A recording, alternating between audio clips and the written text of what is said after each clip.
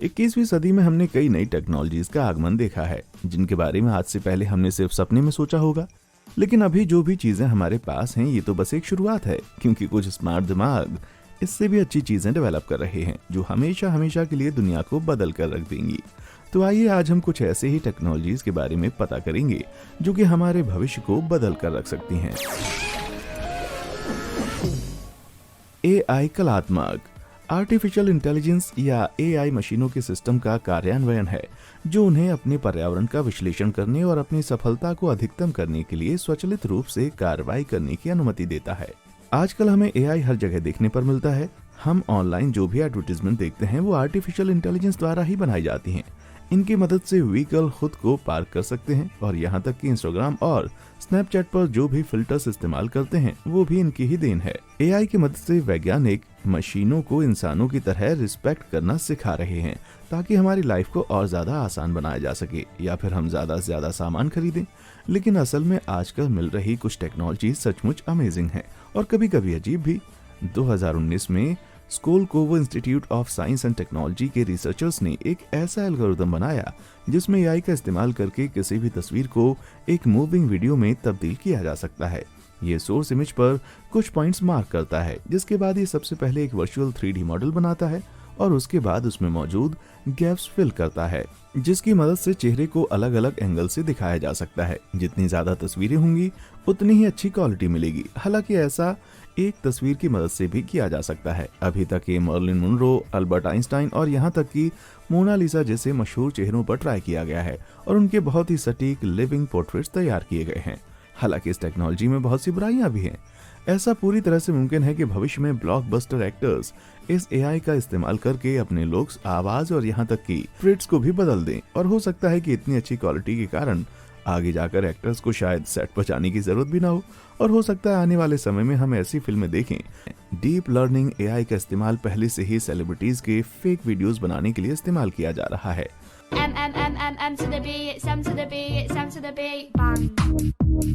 Barack Obama, Donald Trump और यहाँ तक कि मिस्टर बीन कुछ ऐसे मशहूर चेहरे हैं जिनका इस्तेमाल डीप फेक वीडियोस में किया गया है। वैसे इसमें कोई दो राय नहीं है कि ये वीडियोस काफी एंटरटेनिंग होते हैं, लेकिन इसमें हेरफेर की बहुत ज्यादा संभावना होती है, क्योंकि इस तरह की वीडियो की मदद से कोई भी झूठी वीडियोस बना सकता है, जिसके कारण किसी दूसरे को परेशानी का सामना करना पड़ सकता है, और हो सकता है कि उनकी रेपुटेशन भी इसकी वजह से खराब हो जाए और वो पॉलिटिकल प्रोपेगेंडा का हिस्सा बन जाए। न्यूयॉर्क यूनिवर्सिटी की 2019 की एक रिपोर्ट में डीप फेक को एक बहुत ही गंभीर फैक्टर बताया गया, जो कि 2020 के अमेरिकी राष्ट्रपति चुनाव की दौड़ में दुष्प्रचार में योगदान दे सकता है। इसके जवाब में गूगल ने कई हजारों डीप फेक वीडियोस रिलीज किए, ताकि रिसर्चर्स कुछ ऐसे AI टूल्स बना सकें जिनकी मदद से अल्टर्ड वीडियो का पता लगाया जा सके। हालांकि यहाँ पर एक समस्या ये है कि डिटेक्शन मेथड से भी ज्यादा तेजी से डीप फेक वीडियो वाले इंप्रूवमेंट करेंगे, जिसका मतलब ये होगा कि इस प्रॉब्लम को तब तक सुलझाया नहीं जा सकता जब तक कानून हमें इसमें दखल ना दे। लेकिन बहुत से लोगों को ऐसा भी लगता है कि कहीं आर्टिफिशियल इंटेलिजेंस उनकी जॉब ही न छीन ले, और हाँ, उनकी चिंता वाजिब भी है। लेकिन लंबे समय तक ऐसा सोचा जाता था कि क्रिएटिव इंडस्ट्री इस तरह के खतरे से सेफ रहेगी। लेकिन 2019 में AIDA नामक एक रोबोट आर्टिस्ट बनाया गया, जो कि अपनी मैकेनिकल एबिलिटीज के साथ AI बेस्ड एल्गोरिथम्स और ऑप्टिकल सेंसर्स का इस्तेमाल करके अपनी अगल बगल के परिवेश को देखकर एक एब्स्ट्रैक्ट आर्ट बनाता था। हालांकि AIDA की आर्ट ने कई लोगों का ध्यान अपनी ओर आकर्षित किया था, इसलिए हो सकता है कि हमें आगे जाकर और भी इस तरह के AI आर्टिस्ट देखने को मिल जाएं, जिन्हें पूरे परफेक्शन के साथ डिजाइन किया गया हो, जिसकी वजह से हो सकता है कि इंसानी कलाकारों का जीवन खतरे में पड़ जाए। हालांकि ये तो सिर्फ वक्त ही बता सकता है, लेकिन हाँ, ये बात साफ है कि AI एक बहुत ही ताकतवर टूल है, और अगर हम इस पर ध्यान नहीं देते हैं और इस पर काबू रखने के लिए कानून नहीं बनाते हैं, तो हो सकता है कि काफी भयंकर परेशानी का सामना करना पड़ सकता है।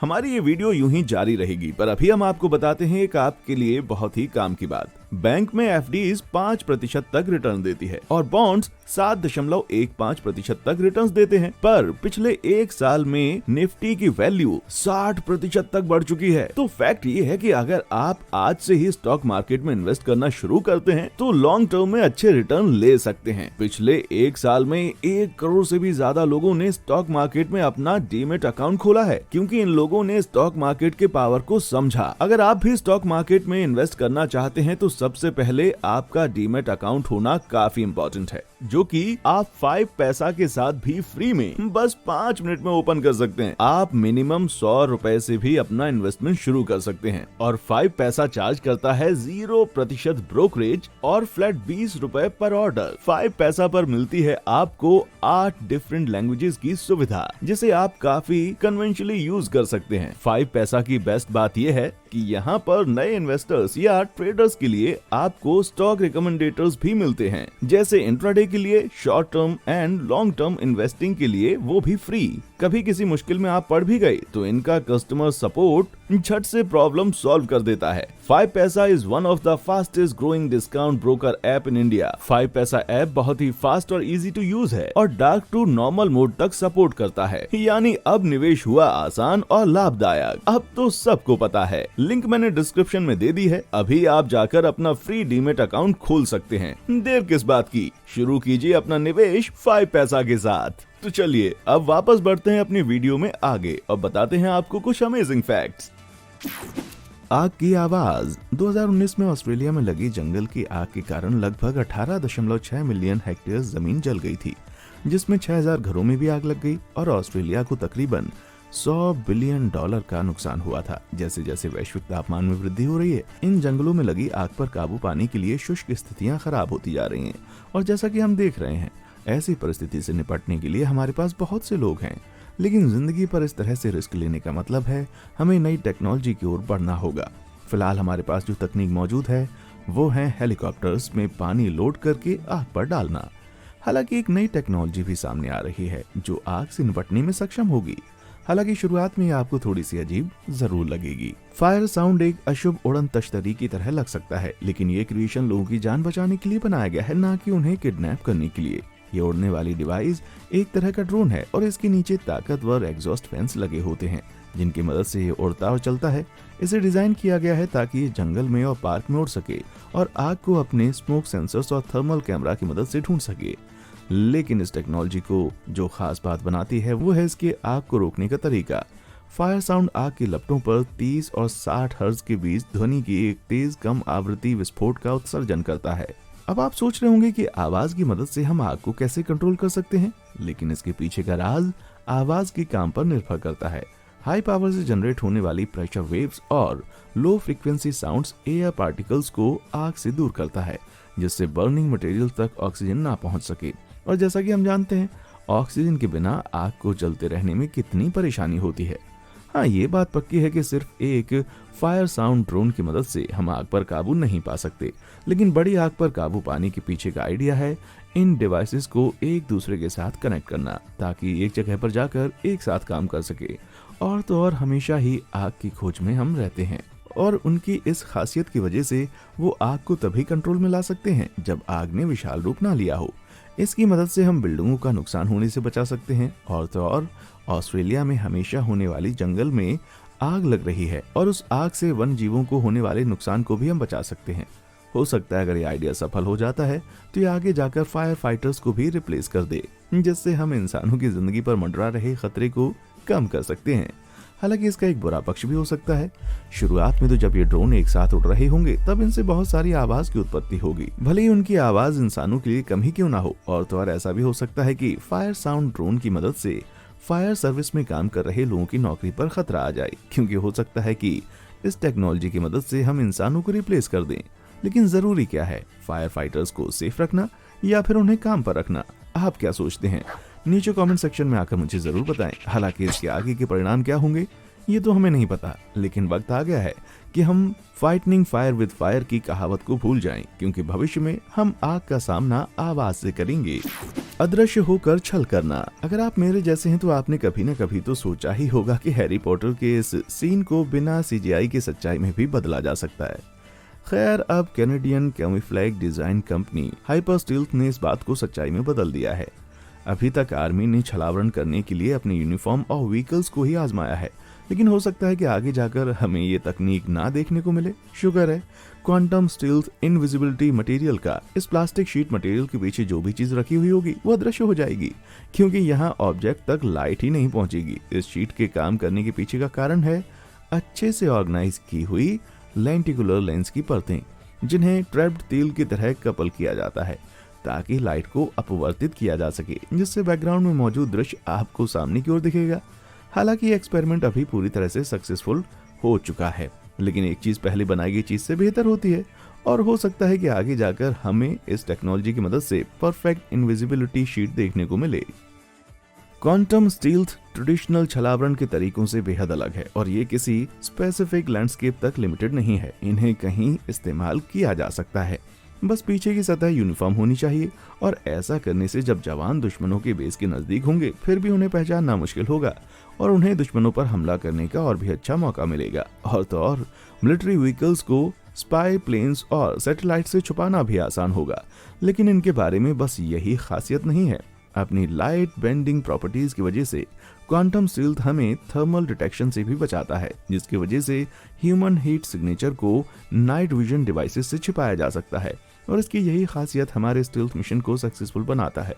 तो हाँ, जल्दी ही हाईली ट्रेन इनविजिबल निंजाज के ट्रेन की वजह से आपको चिंता करनी पड़ सकती है और इसमें कोई आश्चर्य की बात नहीं है कि इस नई चीज ने यूएस मिलिट्री का ध्यान अपनी ओर आकर्षित किया है और जल्दी ही दूसरे लोग भी इसे फॉलो करने लगेंगे। लेकिन अगर ये गलत हाथों में पड़ गया तो फिर तो हम जानते हैं कि नुकसानदायक साबित हो सकता है। और तो और अगर इस मटेरियल का मास प्रोडक्शन हो तो हमें जल्दी ही क्रिमिनल और उनके छुपने के नए तरीके देखने को मिलेंगे, क्योंकि जब आपके हाथ में इनविजिबल होने की शक्ति हो तो जुर्म करते वक्त चुप करके रहना आपके लिए बहुत आसान हो सकता है। और तो और आप अपनी कार को भी इसमें छुपा सकते हैं और तो और अंधेरे में आप किसी दूसरे की प्रॉपर्टी में भी घुस सकते हैं। लेकिन एक अच्छी बात यह है कि अब आप अनोइंग पड़ोसी के व्यू को ब्लॉक भी कर सकते हैं।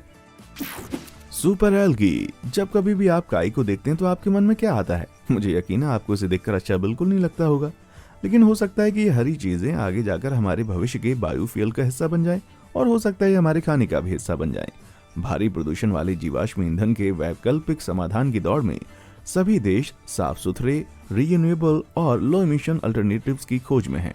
हालांकि सोलर पावर भी एक अच्छा अल्टरनेटिव है, लेकिन एनवायरमेंटली फ्रेंडली लिक्विड फ्यूल को उस लेवल तक पहुंचाने में अभी बहुत वक्त लगेगा।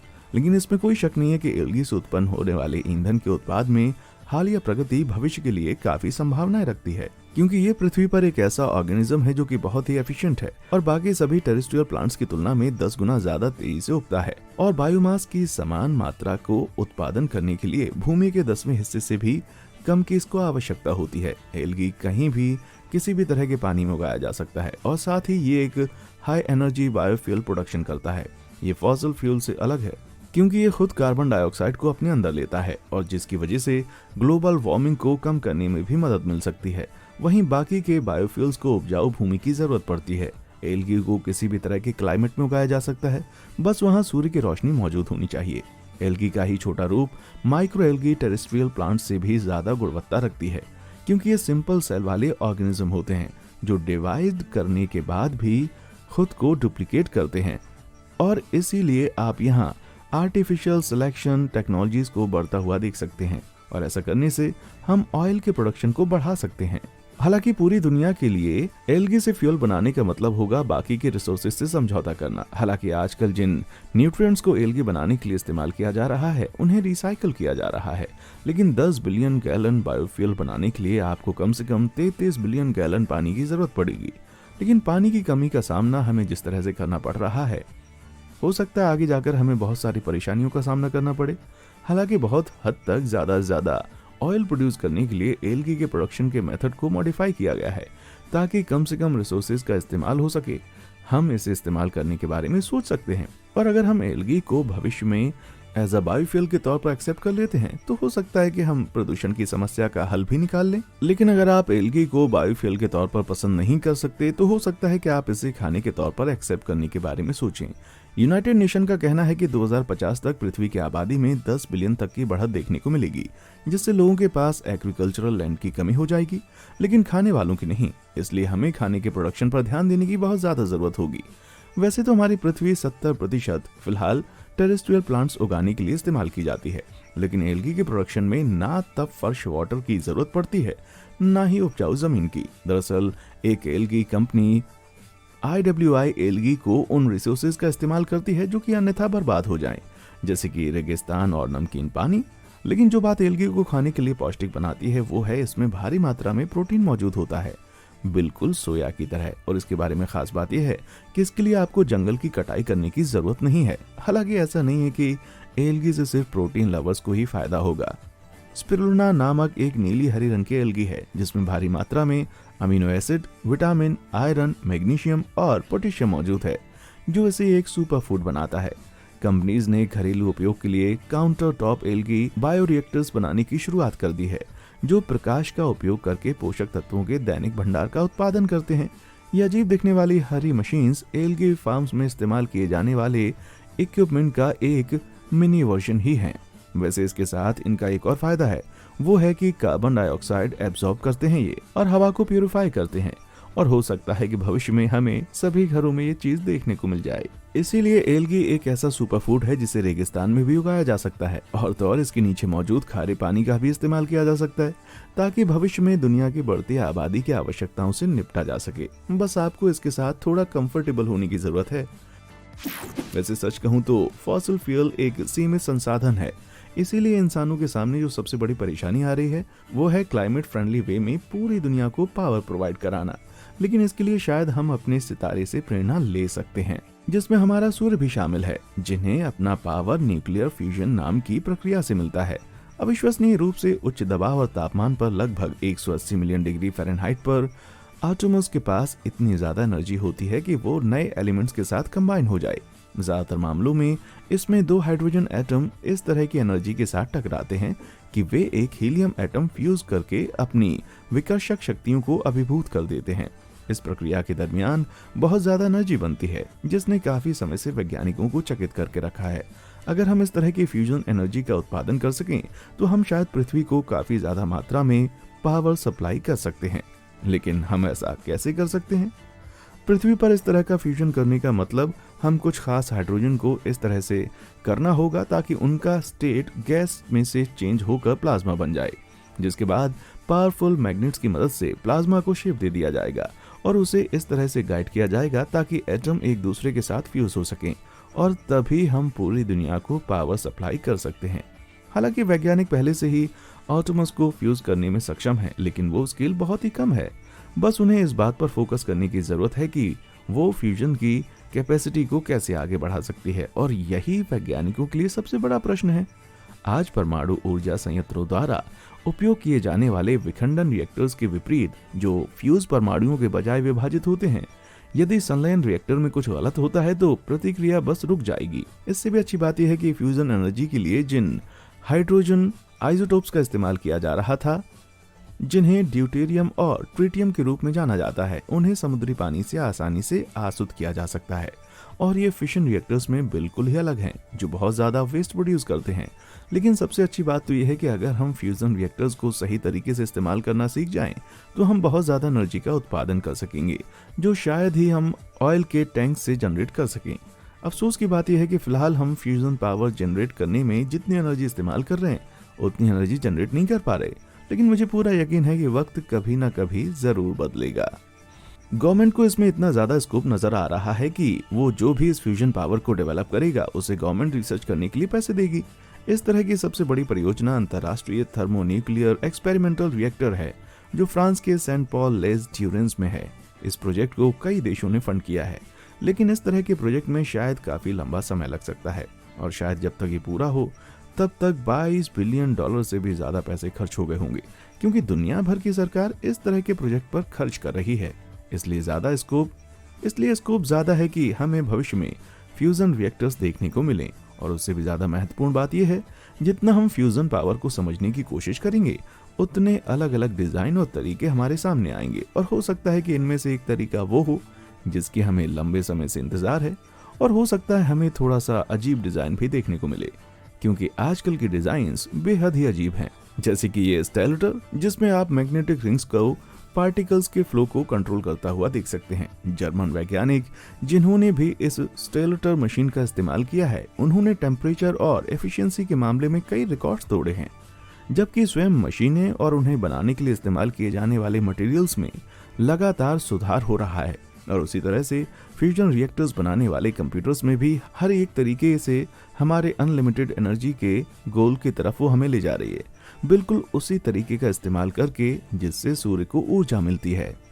Quantum computing. जब लोग भविष्य की टेक्नोलॉजी के बारे में बात करते हैं तब आमतौर पर क्वांटम कंप्यूटर्स की बात हो ऐसा जरूरी नहीं है। वैसे तो ये मेथड हमारे बीच 1980 के दशक से है, लेकिन हाल ही में जो बदलाव हुए इस टेक्नोलॉजी में देखे गए हैं वो इन्हें हमारी दुनिया के लिए खास बनाता है।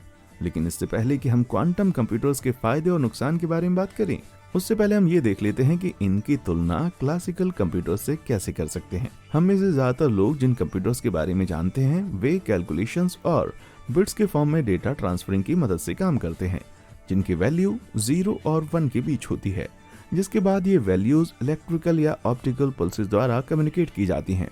हालांकि ये बाइनरी अप्रोच लगभग सभी तरह के कामों के लिए परफेक्ट है, लेकिन जब बात ब्रह्मांड के अनुकरण की आती है तब ये तकनीक छोटी पड़ जाती है। ऐसा इसलिए है क्योंकि जो भी पार्टिकल्स हमारे ब्रह्मांड को बनाते हैं वे बाइनरी तरीके से काम नहीं करते। और जहां तक क्वांटम मैकेनिक्स की बात करें, मापे जाने से पहले इन छोटे कणों के लक्षण कभी भी केवल एक अवस्था या किसी अन्य अवस्था में नहीं होते हैं।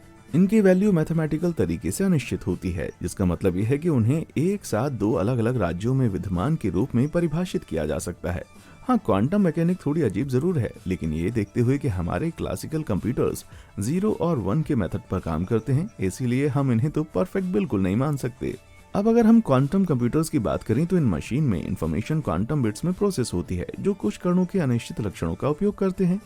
एक क्वांटम बिट या क्यूबिट 0 या 1 हो सकता है, लेकिन ये एक ही समय पर दोनों वैल्यूज भी हो सकती हैं। इस एडिशनल इंफॉर्मेशन के साथ और कई सोफिस्टिकेटेड एल्गोरिथम्स और क्वांटम इफेक्ट्स के साथ कैलकुलेशंस क्लासिकल कंप्यूटर्स की तुलना में काफी तेजी से किए जा सकते हैं। अभी तक ये प्रोसेस परफेक्ट नहीं हुआ है क्योंकि इसमें बहुत सारी कमियां हैं, और तो और कई पार्टिकल्स को लंबे समय तक उनके क्वांटम स्टेट में रखना काफी मुश्किल है, क्योंकि अगर तापमान में थोड़ा सा भी बदलाव हुआ तो ये काम करना बंद कर सकते हैं। इसीलिए क्वांटम कंप्यूटर्स को कूलिंग की जरूरत पड़ती है, और इनमें से ज्यादातर गोल्डन रोड्स जो आप देख रहे हैं वो IBM क्वांटम कंप्यूटर्स जो इस मशीन को ठंडा रखने के लिए इस्तेमाल किए जा रहे हैं। लेकिन जैसे ही इस टेक्नोलॉजी में सुधार होगा, इस कंप्यूटर की एक्यूरेसी उतनी परफेक्ट होगी और इन सिस्टम का चलाना भी आसान हो जाएगा। और जैसे जैसे टेक्नोलॉजी आसान होती जाएगी, क्वांटम कंप्यूटर्स का इस्तेमाल भी आगे बढ़ता चला जाएगा। शुरुआत के लिए एक साथ बड़ी मात्रा में गणना जो एक क्वांटम कंप्यूटर की अनुमति देता है, इसका मतलब है कि अणुओं, प्रोटीन और रसायनों के बीच बातचीत को और अधिक प्रभावी ढंग से अनुकरण किया जा सकता है। इसकी मदद से हम केमिकल रिसर्च और मेडिसिन की फील्ड में डेवलपमेंट देख सकते हैं, वो भी दोगुनी तेजी से। और शायद इन्हीं तरीकों की मदद से हम फाइनेंशियल मार्केट्स को भी चला सकें। ऐसा इसलिए है क्योंकि AI के साथ क्वांटम कंप्यूटर्स की बड़ी मात्रा में डेटा में पैटर्न को जल्दी से जल्दी देखने की क्षमता उपयोग इन्वेस्टर्स को इन्फॉर्मेटेड डिसीजंस लेने में मदद करता है।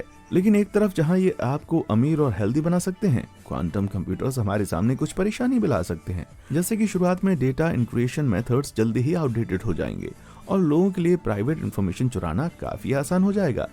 क्वांटम कंप्यूटर्स आसानी से पासवर्ड जैसी चीजों को डिस्क्रिप्ट कर सकेंगे, लेकिन उन्हें बचाने के तरीके डेवलप करने में हमें वक्त लग सकता है, और ऐसा करने से हमें डेटा उल्लंघन के कई मामले देखने पड़ सकते हैं। और इससे मेरा मतलब सिर्फ डेटा का लीक होना नहीं है, इसमें कई गवर्नमेंट और मिलिट्री सीक्रेट्स भी खुल सकते हैं। क्रिप्टो करेंसीज डिस्टेबलाइज्ड हो जाएंगी और बैंक की कई क्रूशियल इंफॉर्मेशन भी चोरी की जा सकती हैं, जिससे करोड़ों डॉलर्स की चोरी हो सकती है। जब तक कि हम खुद डेटा इनक्रिप्ट करने का क्वांटम कंप्यूटर्स का इस्तेमाल ना करें, यही कारण है कि कई मिलिट्रीज और कई देश की सरकारें क्वांटम कंप्यूटर के रिसर्च में पैसा लगा रही हैं। एक बार अगर क्वांटम कंप्यूटर सफल हो गए तो नए प्रकार की क्रिप्टोग्राफी की अनुमति मिलेगी, जो किसी भी मौजूदा प्रकार की तुलना में क्रैक करना बहुत ही कठिन है। और उससे भी अमेजिंग बात यह है कि जब एक इनक्रिप्टेड क्वांटम कम्युनिकेशन लाइन बनाई जाएगी तो अगर कोई आपके सिस्टम को एक्सेस करना चाहता है तो आपको उसके बारे में आसानी से अलर्ट किया जा सकता है। ऐसा इसलिए है क्योंकि ये काम कंप्यूटर्स की प्रॉपर्टी उनके मापे जाने के आधार पर बदलते रहते हैं। मतलब ये कि जो भी की वैल्यूज क्वांटम पार्टिकल्स द्वारा जनरेट होगी वो किसी भी अनऑथराइज्ड एक्सेस द्वारा मैच नहीं की जा सकेगी। लेकिन इससे पहले कि आप अपने कंप्यूटर के बदले खुद का क्वांटम कंप्यूटर लेकर आएं, आपको इंतजार करना चाहिए, क्योंकि क्वांटम कंप्यूटर्स कुछ प्रकार के टास्क के लिए ही सूटेबल है। जैसा कि मैंने आपको पहले बताया, ये वो हर काम नहीं कर सकते जो हमारे आज के कंप्यूटर कर सकते हैं, इसीलिए पूरे तरीके से हमारे क्लासिकल कंप्यूटर्स को रिप्लेस नहीं कर सकते। हम उनसे जो काम करवाना चाहते हैं, हो सकता है इसमें वक्त लग जाए, लेकिन वक्त के साथ तरक्की भी हो रही है। हम कई तरह की कोशिशें कर रहे हैं ताकि विच्छेदन की समस्या को सुलझाया जा सके, क्योंकि कई बार पार्टिकल पर्यावरण के कारण अपना क्वांटम स्टेट खो देते हैं। इन सभी तरक्की का मतलब यही कि भूल के चांसेस कम होंगे। और तो और हम क्वांटम कंप्यूटर्स का इस्तेमाल क्वांटम एल्गोरिथम्स को क्लासिकल कंप्यूटर्स की तुलना में तेजी से सुलझा सकते हैं। इसीलिए जैसे जैसे टेक्नोलॉजीज बेहतर होती जाएंगी, उसे और बेहतर बनाना आसान हो जाएगा, वो भी उसी टेक्नोलॉजी का इस्तेमाल करके। प्रगतियों को परिप्रेक्ष्य में रखने के लिए 2019 में गूगल के सबसे शक्तिशाली क्वांटम कंप्यूटर में 200 सेकंड में एक विशेष कार्य किया, जिसके बारे में रिसर्चर्स का दावा है कि ये एक क्लासिकल कंप्यूटर को इस टास्क को पूरा करने के लिए 10 साल लग सकते थे। हालांकि कहा जाता है कि आंकड़ा विवादित है और लोग इसके बारे में बढ़ा चढ़ाकर बोलते हैं, लेकिन इसमें कोई शक नहीं है कि ये कंप्यूटर्स अपने काम में माहिर हैं। और जैसे जैसे टेक इसमें इन्वॉल्व होते जाएंगे और ज्यादा एप्लीकेशंस डिस्कवर होते जाएंगे, जो क्वांटम कंप्यूटिंग को यकीनन दुनिया में सबसे प्रॉमिसिंग टेक्नोलॉजी का पद दिलाएंगे। आपको क्या लगता है, कौन सी टेक्नोलॉजी हमारी भविष्य की दुनिया को बदल कर रख सकती है? नीचे कमेंट सेक्शन में आकर जरूर बताएं। और हाँ, देखने के लिए शुक्रिया।